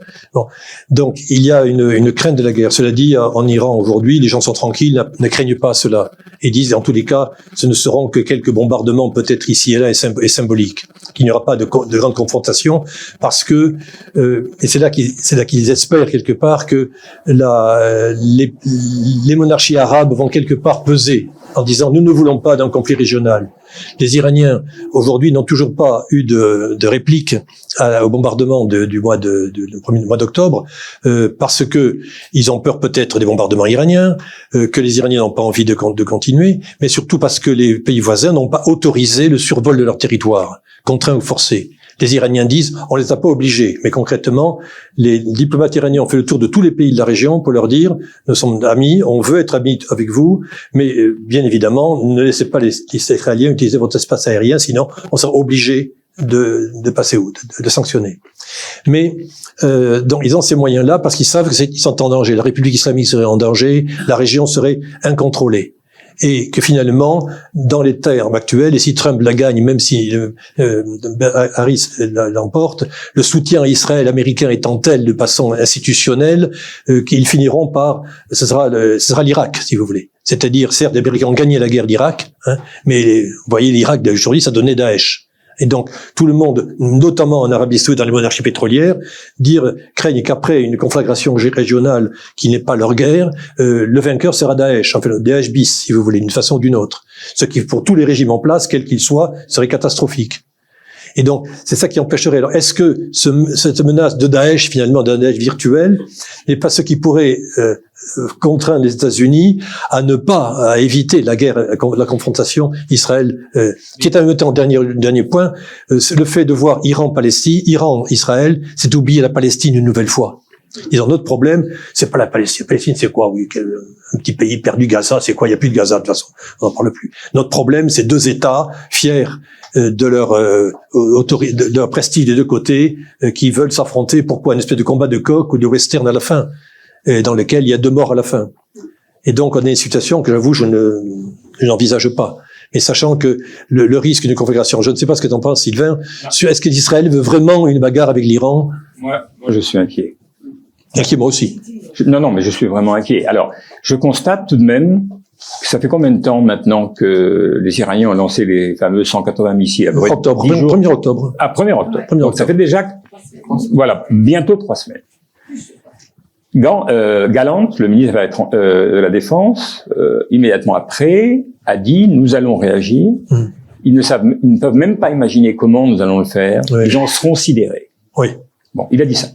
Pour l'instant, rien n'est advenu. Moi, ma crainte, c'est l'état d'esprit actuel au niveau de la superstructure, comme on dit. C'est-à-dire parmi les élites et surtout parmi les élites gouvernementales et militaires. Les élites militaires, ils ont partiellement rétabli, comme ils disent, leur capacité de deterrence, comment dit-on, de dissuasion. Ils ne cessent de répéter ça, qu'ils sont en train de rétablir, ils ont réussi à rétablir, etc. Mais l'atmosphère n'est pas... Alors, momentanément, lorsque un tel est assassiné, il y a des joies dans les rues, etc., et on chante et on danse, enfin, ils n'ont pas le sentiment d'un succès exceptionnel. Et surtout, ils en retiennent la mémoire de ce que dit Netanyahou depuis le premier jour, et ils ont surtout le sentiment que si on ne le fait pas maintenant, on n'y arrivera plus jamais. Et c'est ça le plus dangereux. Ils se disent, on a un créneau d'opportunité qui est absolument exceptionnel, et on ne sait pas quand on retrouvera une chance pareille. Mais il n'y aura pas de victoire contre l'Iran. Il n'y aura pas de victoire. Mais il y aura... Ils vont bombarder de 3-4 sites, le tombeau de Khomeini, assassiner le guide, bon, il y aura, so what? On mettra un foutoir tel, on aura mis les Américains. Alors, évidemment, si on pousse cette logique jusqu'au bout, c'est que effectivement les Américains ont informé les Israéliens qu'ils ne disposeront pas des armes qui permettraient réellement de mettre fin, enfin de détruire la capacité nucléaire, à la fois l'enrichissement, oui, et puis la matière fissile. Et ça, les centrifugeuses, ils peuvent oui, d'abord ils peuvent en racheter, mais, oui. mais surtout, les Américains ont visiblement cette fois-ci donné Ils ont mis un peu le pied, là. Oui, ils ont appuyé. Mais jusqu'ici, ça n'a jamais fonctionné. Alors on revient à ce que je disais précédemment, mais ça n'a jamais fonctionné. Mais est-ce que justement... Et donc là, je pense que s'ils ne le font pas, d'abord ils se sont engagés à le faire. On va réagir. Alors on peut oublier. Discours politique après... C'est un discours, d'accord. En plus, c'est pas Netanyahou qui l'a fait. Oui. C'est son ministre. Mais cela étant, je pense que l'état d'esprit de l'état-major, en général, c'est l'état-major qui hésite avant d'y aller. C'est toujours pareil. C'est le Premier ministre dit on y va, et l'état-major est plutôt pour dire attendez, on va vérifier, hein, on va voir comment on fait, etc. Ça peut attendre un moment. Bon, et là c'est plus le cas. Ça c'est l'inverse. Là c'est l'inverse. L'état-major vraiment. Sans parler des anciens généraux qui ont des programmes. Je sais pas si vous avez eu la plateforme des généraux là, qui propose de faire dans le nord de Gaza. Vous avez lu ça. Bon, mais bon, aujourd'hui il y a un sens. L'état-major n'est plus comme ça. Enfin. Mais est-ce que le risque de voir les monarchies pétrolières qui vont recevoir des rétorsions de l'Iran, si l'Iran est attaqué, il va forcément donc se venger contre l'Arabie Saoudite, contre les mais si et donc ces pays voisins. Si tout ça advient, parce que l'idée israélienne elle est simple. Si nous faisons une guerre et il y a une rétorsion, est-ce que les Américains vont nous laisser tomber? Mais c'est impossible. D'accord. Eh bien, nous les aurons à notre côté. Bon gré mal gré, ils seront là. Et pour faire face, non pas au Hezbollah et au Hamas, mais à tous les pays arabes contre l'Iran, contre Israël, est-ce qu'il n'y aurait pas un renversement des opinions publiques? Les pays arabes n'ont pas bougé sur Gaza. Et justement. Je ne sais pas s'ils bougeront. Mais d'accord, mais le jour, le jour où, quand les Iraniens ont bombardé la raffinerie de pétrole saoudienne en septembre 2019, les Saoudiens étaient prêts à y aller, il a fallu que le secrétaire d'État américain arrive en disant non, pas de rétorsion. Donc, si les pays arabes voisins, amis d'Israël et amis des États-Unis étaient victimes de l'hubris israélienne, est-ce qu'il n'y aurait pas un renversement stratégique profond et populaire et politique en disant regardez, nos amis israéliens et américains nous ont entraîné quoi? Incendie, ravage, etc. Ça peut. C'est ce qu'on disait au début. C'est ça peut l'engrenage. Est-ce que l'engrenage peut... Oui, ce sera qui empêcherait la guerre, pas tellement le fait qu'il empêcherait. Ça. Le risque Je ne vois pas qui peut empêcher Israël d'y aller. Si ils font une guerre dans l'objectif d'impliquer les Américains, parce ils savent pertinemment eux-mêmes qu'ils ne sont pas capables de faire une guerre sérieuse à l'Iran. Oui. Ils peuvent faire des dégâts. Oui. Mais ils ne feront pas, il n'y aura pas de victoire, et donc, en revanche, s'ils arrivent à entraîner les Américains, ça modifie la face du monde, ça modifie la face pour que l'Amérique envoie 500 000 hommes en Iran. La suite de l'histoire, c'est ça. Absolument.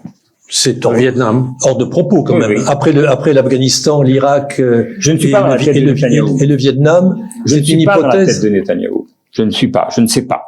Donc, mais je suis inquiet.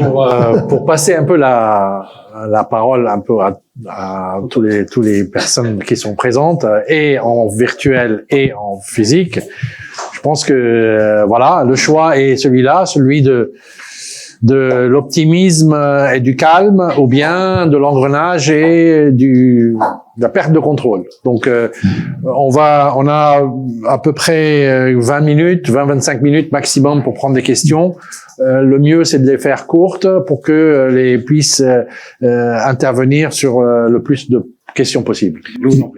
Une remarque, une question, puisque vous parliez de perte de contrôle. Moi, ce qui me frappe, c'est que les États-Unis et l'Iran, finalement, ne maîtrisent pas leurs troupes, puisqu'il semblerait que l'Iran n'ait pas été prévenu du 7 octobre, que finalement, je sais pas ce que vous en pensez, mais le Hamas aurait pas trop prévenu le grand frère iranien pour faire ça. Et quant aux États-Unis, ils n'approuvent pas le tapis de bombe à Gaza. Donc, en fait, ça illustre l'éclatement de ce monde, c'est-à-dire qu'il y a plus de maîtrise de l'Iran sur le Hamas et des États-Unis sur Israël. Et la question que je me pose aussi sur les deux pays, c'est en opposition intérieure. L'opposition, finalement, elle est démocratique en Iran. Il pourrait y avoir effectivement ils craignent pour leur pouvoir, alors et ça c'est ce qui m'inquiète, c'est une question à Sylvain Sipel, l'opposition en Israël, elle est plutôt fasciste. Elle est plutôt un risque peut-être. Est-ce que vous pensez qu'il y aurait éventuellement, moi ça me fait un peu penser à l'OAS, je veux dire les colons Maastricht et Ben-Gvir qui sont un peu, si vous lâchez les colonies, nous je sais pas ce qu'on fait quoi. Et donc est-ce que vous pensez que j'ai l'impression que, je termine là-dessus, pourquoi il y a toujours pas de réaction? Peut-être qu'au sein d'Israël, il y a un débat entre l'extrême droite de l'extrême droite, qui disent finalement l'Iran c'est pas trop notre truc. Nous, ce qui nous intéresse, les fascistes au gouvernement, nous c'est la Cisjordanie, c'est que tous les Palestiniens s'en aillent. C'est ça pour nous, c'est important. L'Iran, on verra plus tard. Et puis effectivement, Netanyahou, pour qui l'Iran, lui, c'est l'obsession. Est-ce qu'il n'y a pas ce débat-là ou ce point de vue-là qui paralyse un petit peu aujourd'hui et ce qui explique qu'il n'y a toujours pas de réaction? On va prendre peut-être encore une ou deux questions, comme ça vous pourrez réagir. Oui, merci pour les deux conférences. Mais à vous entendre, on a l'impression que finalement tout allait bien dans le meilleur des mondes. Et s'il n'y avait pas eu le 7 octobre, on serait vraiment avec deux États, et je dirais, tout irait bien là-bas. Bon, maintenant, bon, c'est pas le cas. Hein. S'il n'y avait pas eu le 7 octobre, qu'est-ce qu'il y aurait eu? C'est une question que je me pose. Deuxième question, les otages. Les otages sont probablement tous morts, j'imagine. Bon, et voilà. Alors, si on découvre ça, et si Trump prend le pouvoir, quid? Ok. Alors, prenons encore une question en ligne. Alors, pour la dernière question dans le chat, on a une personne qui demande qu'augurez-vous pour l'avenir du conflit israélo-palestinien au lendemain des élections américaines, en tenant compte du profil des deux candidats? Ok. Merci. Bon, je pense que on peut peut-être commencer par ce débat des oppositions là, internes en Iran et en Israël. Oui, le fait que effectivement le 7 octobre n'a pas été imposé à l'Iran, c'est très bien d'où ça vient. C'est la branche armée du Hamas contre la branche politique. L'histoire est très claire. Et le 7 octobre ça n'a pas commencé ce jour-là. Ça a commencé, de mon point de vue, aux accords d'Abraham. Accords d'Abraham qui changent la géopolitique de la région. C'est un grand projet dans lequel l'Iran se trouve encerclé complètement. Et à ce moment-là, autant que l'on peut le deviner, Iran et Arabie Saoudite ont dit, bon, nous avons beaucoup de problèmes à régler entre nous, il y a des proxys d'un côté et de l'autre, c'est difficile. Mais la paix n'interviendra dans la région, jamais la paix n'interviendra si le problème palestinien n'est pas réglé.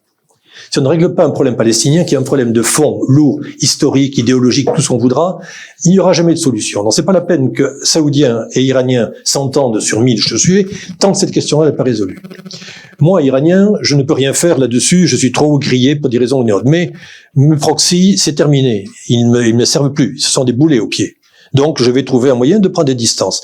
Par contre, toi, Saoudien, avec tes amis pro-américains et ton amitié avec Israël, c'est pas trop mon problème. Je suis contre, mais c'est pas mon problème. À toi de jouer pour une question palestinienne. Et donc, la question était, et c'est pour ça qu'il y a eu une réunion à Beyrouth quelques jours avant le 7 octobre, où les Iraniens étaient là, pour remettre la Palestine au centre du jeu, en disant, dans la région, il n'y a pas de solution tant que la question palestinienne n'est pas trouvée. Le problème, c'est que le Hamas militaire, qui est au courant de cela, est arrivé tout de suite en jouant à la carte du 7 octobre, avec la méthode que l'on connaît, qui maintenant est incontrôlable. Mais c'est une question au départ, c'est une question de stratégie politique, calme et volontaire, de trouver une solution à la question palestinienne. Sauf que maintenant, ça dérape de tous les côtés. Et qu'aujourd'hui, plus personne n'est capable de savoir dans quel sens on va. Et donc, l'Iran, en fait, ne contrôle plus ses proxys, mais depuis pas mal de temps, on en parlait tout à l'heure dans la séance précédente, le Hezbollah, par exemple, son expérience en Syrie, fait que le Hezbollah d'aujourd'hui n'est pas celui d'il y a 15 ans, c'est autre chose. C'est un parti libanais, du Liban, avec les problèmes du Liban. Et les Iraniens, et nous avons dit à plusieurs reprises, gens du Hezbollah, la nouvelle stratégie de l'Iran, j'en sais rien. Comment reconstruire le Hezbollah aujourd'hui, sachant que l'Iran n'est plus du tout le pays qui va payer, qui va envoyer des aides, etc. C'est fini. La considération distinguée et amicale de l'Iran au Hezbollah est entendue, c'est tout. Pas tout complètement. Donc, il y a un changement de stratégie. On ne passe pas de l'un à l'autre en 5 minutes, c'est évident, mais on a un changement de stratégie. On est aujourd'hui à la veille d'un grand changement de stratégie. Le problème, c'est que ça se passe dans un conflit, dans le cas d'une guerre qui est effectivement épouvantable. Je veux bien répondre sur les oppositions, enfin l'opposition israélienne en tout cas. Je pense qu'il faut pas se leurrer. Depuis le début, l'opposition israélienne est une opposition qui se place dans le cadre de la démocratie israélienne. Il y a une démocratie en Israël. Elle est réservée aux seuls juifs. C'est ça qu'il faut bien comprendre. Il y a une démocratie, mais cette démocratie n'est que pour les juifs. Alors, on ne peut pas dire que l'État est démocratique. Mais il y a des gens pour qui le quotidien, il est démocratique. Oui, ça maintenant, oui, ça. Mais même avant, depuis le premier jour, c'est ainsi. Alors, de ce point de vue-là, les gens qui allaient manifester. Moi, j'ai été assisté à une manifestation quand j'ai passé un moment en Israël, je vous ai dit précédemment, et donc, il y avait à peu près 4000 personnes. Et dans un petit coin, il y avait une quarantaine de personnes, un peu éloignées. Ça se passait devant le ministère de la Défense israélien, sur le boulevard Begin, à Tel Aviv. C'était un jour de semaine, donc c'était pas massif, il y avait 4000 personnes à peu près. Et il y en avait 40 ou 50 dans un petit coin. Et ils sont restés pas longtemps. Ils sont restés entre eux. Ils ont brandi un drapeau. C'est des Israéliens, hein, c'est des Juifs israéliens. Ils ont brandi un drapeau palestinien.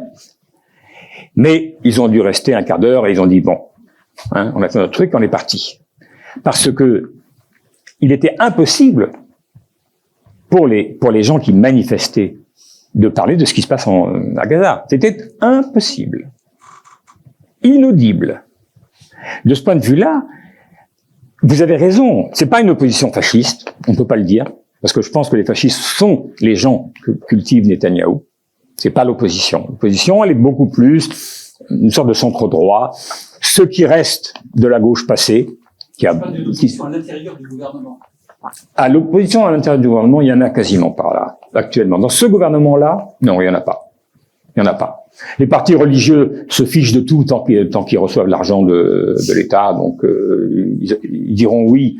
Ah, non, avant de dire oui, ils demanderont plus d'argent. Mais une fois qu'ils auront plus d'argent, ils voteront ce que le chef du gouvernement demande. Et les autres sont une partie du Likoud est beaucoup plus folle que Netanyahou. Il faut bien comprendre ça. Je parle pas de l'extrême droite. Dans le Likoud, il faut voir. Il y a une députée du Likoud, il faut voir les discours. C'est quelque chose de délirant ce qu'on Même chez nous, hein, on peut entendre. des députés, des membres de Likoud.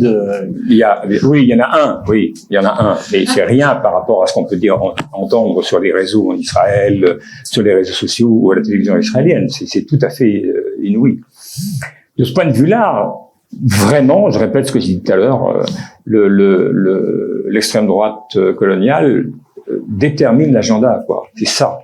Et il y a très peu sur le Liban, par exemple. Mais il faut voir la réaction du Parti travailliste. C'était insuffisant. Oui. L'assassinat de Nasrallah, mais pourquoi est-ce qu'on n'a pas fait plus? Donc ça, c'est des travaillistes qui disent ça. Là, ils sont plus que 4 au Parlement, hein. Donc, ils se disent que visiblement c'est la tendance pour être plus que 4. Il faut dire quelque chose comme ça. Quand on est un mauvais politicien, on pense comme ça, oui. Donc la dernière question qui a été posée, c'était sur le quid de la situation sur le conflit israélo-palestinien et Trump, etc. Non, mais Trump, celui qui connaît la suite. Oui. Honnêtement, je ne sais pas. Je ne sais pas quoi dire sur Trump. Non, mais par exemple sur l'Iran, il est clair que, enfin, il a dit des choses qui sont assez similaires à celles de l'administration actuelle, hein, sur l'Iran. Il n'est pas du tout donc il peut parce que lui peut faire ce que jamais les démocrates le feront. Vraiment, c'est peu probable, mais son rapport à l'action politique peut l'amener, lui, dans des circonstances X ou Y, à dire aux Israéliens, ça suffit. Je disais tout à l'heure, the game is over. C'est fini. Terminez votre histoire. Lui, il peut faire ça. Surtout lui. Surtout lui. Oui. En Iran, il y a des gens qui disent Trump, il est assez fou pour faire peut-être des choses intéressantes. Voilà. Tout est possible, y compris des choses bien. Absolument. Et donc, C'est une boutade. Dans le cas de Kamala Harris aussi, puisque la question portait sur les deux candidats. La Kamala Harris, ce qu'elle a montré jusqu'à maintenant, il y a eu un truc qui s'est passé au moment de la convention. Au moment de la convention, on a invité des parents d'un otage américano-israélien et les parents se sont exprimés.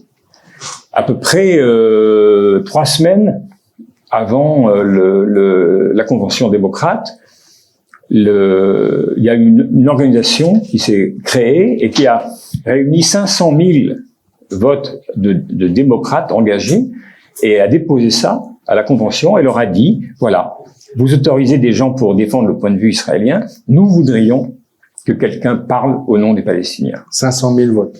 500 000 personnes. Non. C'était pas rien. Je veux bien qu'il y ait 50 États, mais enfin, ça en fait 1000 par État, c'est pas rien. Donc, eh bien, ça a duré, les négociations, etc. Et finalement, l'entourage de Harris a dit non, etc. Et personne n'a parlé. Bon, on leur a donné une petite salle, parce que dans les congrès, dans les conventions, il y a toujours ça. Il y a pas seulement la convention, il y a toutes sortes de débats tout autour, etc. Voilà, mais je peux pas prédire ce que va dire. Mais jusqu'à présent, elle a systématiquement suivi la ligne vraiment de manière très régulière et répétitive. Elle a eu quelques mots très récemment. Elle a eu une histoire, on l'a accusée d'antisémitisme, évidemment. Il faut que je me souvienne. C'était il y a quelques jours. Elle a dit quelque chose sur Gaza qui a fortement déplu. Elle a prononcé le mot génocide. Et le mot rentre dans le. Je vous ai dit, le mot commence petit à petit voilà. Et donc elle a essayé de se rattraper après. Après, on ne sait jamais. Vous savez bien, il y a des gens qui disaient qu'ils voulaient taxer à 75% les riches en France, n'est-ce pas? On a vu ce qu'il a fait. Est-ce qu'on a le temps pour encore une question ici et une en ligne? Une seule question. Il y a quelqu'un au fond, là. Au fond, allez-y. Si la question est rapide. Et la réponse est brève. Elle est rapide, mais elle vaudrait beaucoup plus de temps, parce que je pense au Gazaoui, du coup. On sait que Gaza est complètement détruite. Enfin, pratiquement. Moi, je sais pas, je suis pas là-bas, mais bon, enfin, ce qu'on entend, ce qu'on lit dans la presse. Ce qu'on voit est suffisant. Ouais, ce qu'on voit est suffisant. Et moi, je voulais savoir, par rapport à, justement, est-ce que les Américains continuent les pressions par rapport aux Égyptiens pour ouvrir les frontières, pour les laisser passer? Et qu'est-ce qui va devenir des Gazaouis? Est-ce qu'il y a eu des accords peut-être avec les pays arabes? Et est-ce que, si jamais les Palestiniens refusent, est-ce qu'Israël acceptera de maintenir toujours le peuple palestinien à Gaza, quoi? Voilà. Je suis incapable de vous répondre. Je dis ça sérieusement, c'est-à-dire il faut que la guerre s'arrête et après à ce moment-là on verra bien qui se positionne comment, etc. Ce qu'exigent les Israéliens. Je ne sais pas. Ok. Bah c'était rapide. Vraiment, je ne sais pas. Je vais pas dire des choses qui. Ce qu'on peut espérer, c'est que le drame de Gaza est tel, et celui du Liban peut-être encore bien pire si ça continue, va quand même obliger à poser quelques questions un peu sérieuses, quoi. On peut pas laisser massacrer 2 millions de personnes comme ça, à froid, dans l'émotion du 7 octobre. Bon, tout est permis, on peut faire ce qu'on veut, mais l'émotion étant passée, il y a quand même de vraies questions qui se posent. Donc, ce qui se passe à Gaza est exceptionnel, si vous voulez. C'est Grozny à la puissance 50. Bon. Voilà. Donc, toutes les grandes démocraties du monde ne peuvent pas dire j'étais pas au courant. Bon, c'est le seul pouvoir que l'on ait, c'est qu'au moins, comme tu disais, vive le 7 octobre, ça nous a permis d'attaquer. Même chose que les morts de Gaza aient servi à quelque chose. Alors, on peut espérer naïvement cela. Et personnellement, je pense que la seule variable qui peut changer, c'est effectivement l'Arabie Saoudite et ses alliés, qui pourraient, parce qu'ils sont amis d'Israël, enfin, ils voudraient l'être, et des États-Unis, ont une légitimité religieuse, etc., ont la capacité de dire quelque chose. C'est pas la France qui peut le dire, ce sont pas les États-Unis, ils sont bloqués dans leur logique, c'est pas la Russie ni la Chine qui restent un peu en dehors du coup, les seuls acteurs sont là. Et donc, qu'à l'avenir, la région soit reconstruite par les acteurs, y compris Israël, qui est un acteur qui existe. Et on ajoutera un point, c'est l'argent. qui peuvent venir d'Arabie Saoudite et du Qatar, et bien, en Iran après, et là il y a de l'argent. Et donc pour reconstruire Gaza, c'est pas un problème d'argent, c'est un problème politique en général. L'argent, il est là.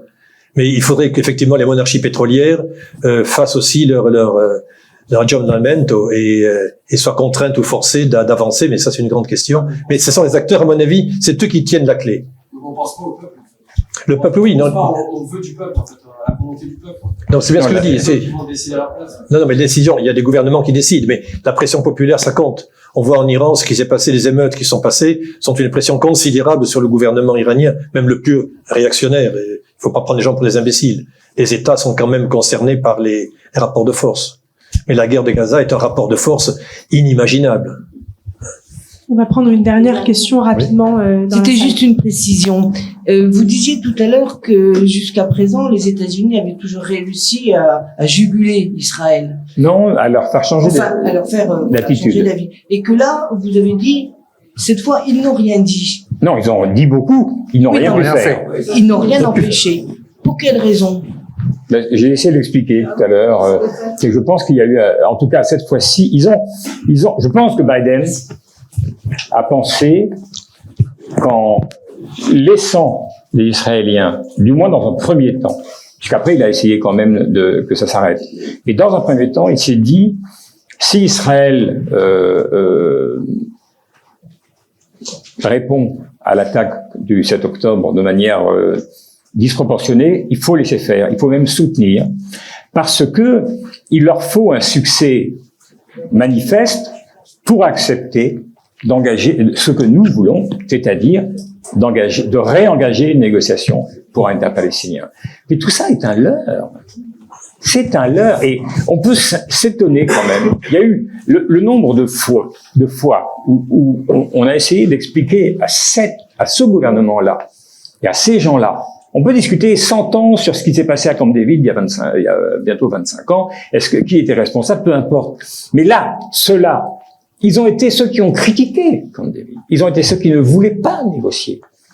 Et Netanyahou, depuis le premier jour, il ne cache pas ses positions là-dessus. C'est ce qu'il dit.